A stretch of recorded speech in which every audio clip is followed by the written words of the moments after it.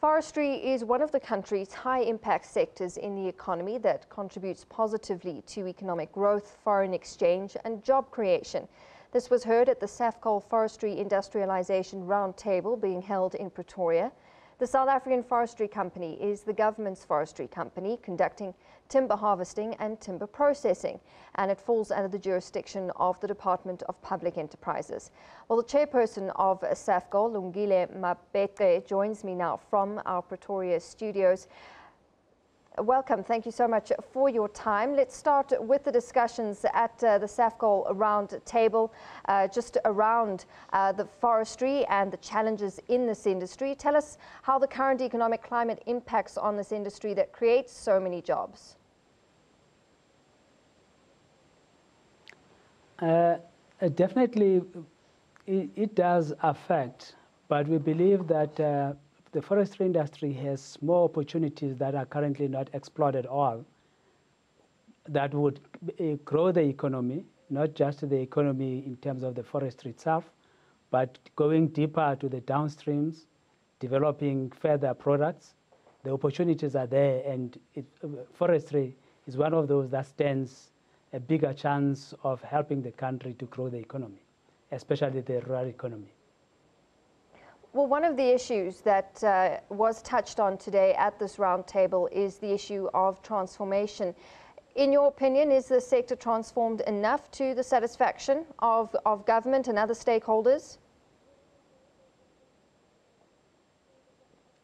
No. In fact, the industry is generally not transformed.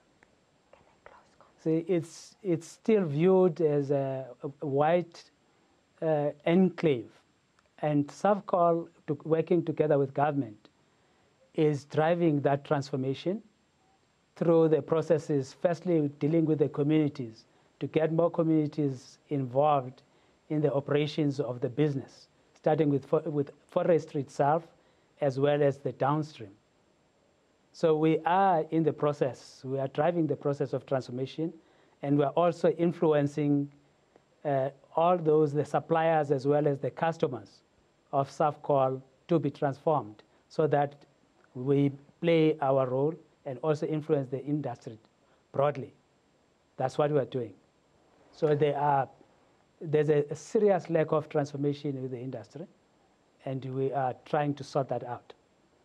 What's been your feedback from the community that work around these areas? Have they come on board with these ideas for transformation? Yes, in fact, they believe that we are not doing enough. You know, the processes of procurement is one of the key processes that could help with transformation.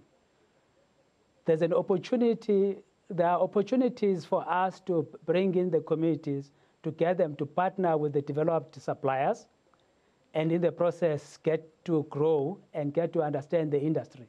Because it's important for us to involve the communities in the value chain and in fact, in the entire process. And we are working together with the communities to train them so that they can start to participate in the different areas of the value chain. But we also expect the same to be done by our competitors as well as the private sector generally in the forestry industry. See, because we can't expect the people who own the land, who are around the areas of operations, to leave those areas to go to the urban areas to look for work when there are so many opportunities that are available in the forestry value chain. Let's look at other challenges that might hinder those opportunities. I'm thinking land claims, timber theft, crop damage, even environmental issues that are currently being experienced on a global level. How do you address these type of challenges? Okay.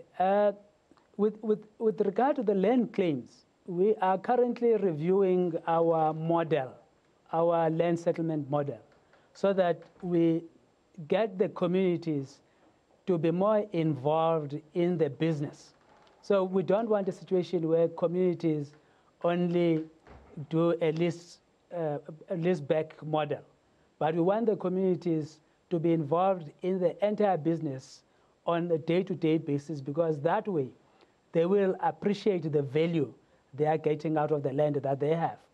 So the current land settlement model is obviously not sustainable, and we are in discussions with the government so that we get a model that will be a model that will satisfy both the communities as well as the industry to make sure that forestry is sustainable. And with regard to timber theft, that's also a serious problem. In fact, I even doubt that there's an appreciation of how much that is happening. But as SAFCOL, we have had an investigation that picked up that there's about 40% of the trucks traveling through our forests that have false registration plates.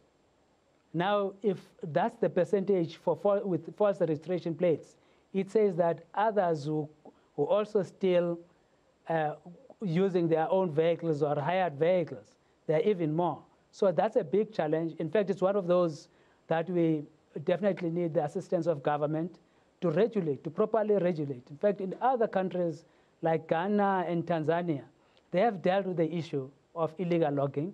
They require certain licensing for transporting logs, so that there's proof of where you take it and where it comes from, and these things can be verified. In South Africa, it's not the case at the moment, and these are some of the things that the industry needs to deal with. All right, we'll have to leave it there. We've run out of time. Our chairperson of SAFCOL, Lungile Mabete, joining me from our Pretoria studios. Thank you so much for your time.